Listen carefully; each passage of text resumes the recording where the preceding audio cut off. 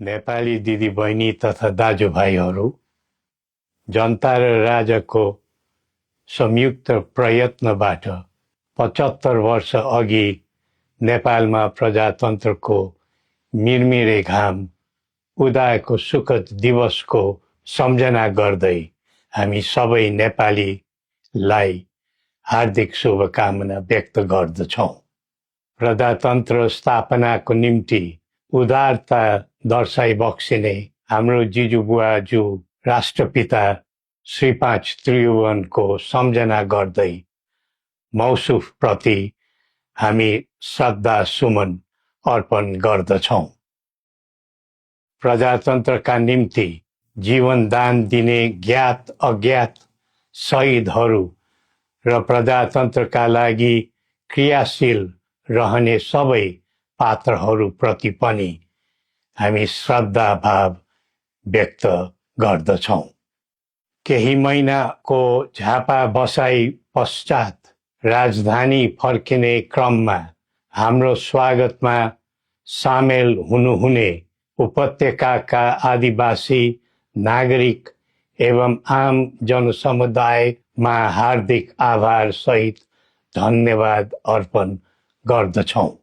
मुलुक असामान्य अवस्थाबाट गुज्रिरहेको वर्तमान अवस्थामा हामीप्रति दर्शाएको यस्तो प्रेम र सद्भावले हाम्रा मन र मुटु मात्र छोएको नभई हाम्रा निम्ति एउटा अटल दायित्वबोधको प्रेरणा पनि मिलेको छ। सिङ्गै मुलुक यति बेला अस्वाभाविक छटपटीको भुमणीमा फसेको छ। देशको अस्मिता र अस्तित्व नै सङ्कटमा परेको महसुस हरेक देशभक्त नेपालीले गरिरहेका छन्।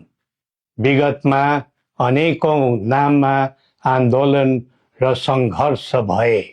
सङ्घर्षको आडमा परिवर्तन पनि गरिए, तर सबै प्रकारका परिवर्तनहरूले नेपाल र नेपालीलाई के दियो भन्ने आत्मा समीक्षा गर्नुपर्ने समय अहिले आएको छ। हाम्रो शत्रु विपन्नता र अस्थिरता हो, तर एउटा नेपालीको अर्को नेपालीलाई बैरी ठान्ने अवाञ्छित संस्कृतिलाई हामीले बढावा दियौँ, जसका कारण देश आज इतिहासकै सबैभन्दा गहिरो दर्दनाक स्थितिमा आइपुगेको छ। त्यसैले कठिन परिस्थितिमा परेको आजको मुलुकमा परस्पर घृणा र द्वन्द्वको राजनीतिमा पूर्ण विराम लगाउँदै सद्भाव र एकताको राजनीतिक संस्कृतिको प्रवर्धन गरौँ। प्रजातन्त्रमा राज्य व्यवस्था र प्रक्रिया संवैधानिक मान्यता अनुरूप चल्नु उपयुक्त हो।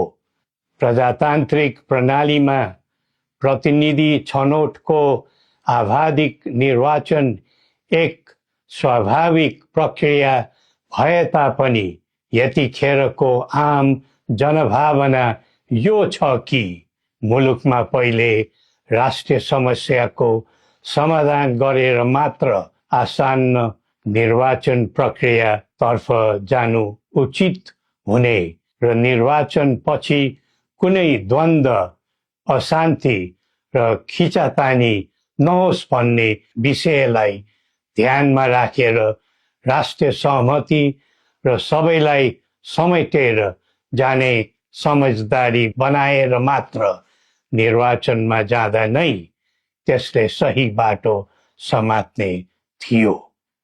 वर्तमान अवस्थामा अधिकार मात्र खोज्ने तर कर्तव्य नसोच्ने प्रवृत्ति मौलाइरहेको यस्तो दुःखद परिस्थितिमा आलो पालो भाग लगाएर खाउँ भन्ने सोचले होइन, मिलेर काम गरौँ भन्ने कर्तव्यबोधले मात्र मुलुकलाई नयाँ गति दिन सकिन्छ। प्रजातन्त्रमा जनता आफै जागरुक बनेर समाज र राष्ट्र सेवाको सत्कर्ममा अग्रसर हुनु पाउनु पर्ने हो, तर कसैलाई खुसी पार्नु पर्ने अनि कसैबाट तोकिनु पर्ने आध्यात्मिक व्यवस्थाको जन्जिरमा बाँधिनु परेको छ। देशको भू बनोट तथा समाजको प्रकृति सुहाउँदो व्यवस्था र प्रणालीले मात्र दिगो र सकारात्मक परिणाम दिन सक्छ। आम जनताको समग्र हित हुने तथा विश्व सामु नेपालीको उच्च शिर हुने व्यवस्था नै प्रजातान्त्रिक व्यवस्था नेपाललाई सुहाउँछ।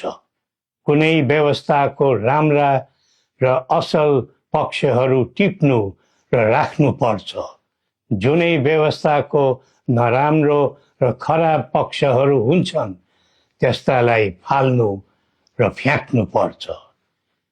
त्यसैले विश्वका कैयौं राष्ट्रहरू पहिले आफ्नो देश, पहिला आफ्नो जनता र पहिला आफ्नो आवश्यकता भन्दै त्यही प्राथमिकतामा प्रजातन्त्रको पाइला बसाइरहेका छन्। हो, हामीले पनि हाम्रो धरातलीय यथार्थमा उभिएर प्रजातन्त्रको प्रयोग, परीक्षण र प्रशोधन गर्दै जानु पर्दछ। नेपालको एकीकरण, प्रजातान्त्रिकरण र आधुनिकीकरण सँगै जनताको बदलिदो चाहना र आवश्यकतालाई ध्यानमा राखेर समानुकूल परिवर्तन र परिमार्जन गर्दै आम जनताको दैनिक कामकाज सहज र सरल बनाउँदै जानुपर्ने आजको पहिलो आवश्यकता हो। प्रजातन्त्रमा सबै थरी विचार, सबै थरी संस्कारको आधार हुनु पर्दछ। सबैले सबैलाई कदर गर्ने समन्वयकारी गुणबाट नै सामाजिक मूल्यको प्रजातन्त्र दिगो र दरिलो हुन्छ। अरूको भरमा परेर हामी अक्करमा नपरौं। श्री पशुपतिनाथले हामी सबैको कल्याण गरून्। जय नेपाल।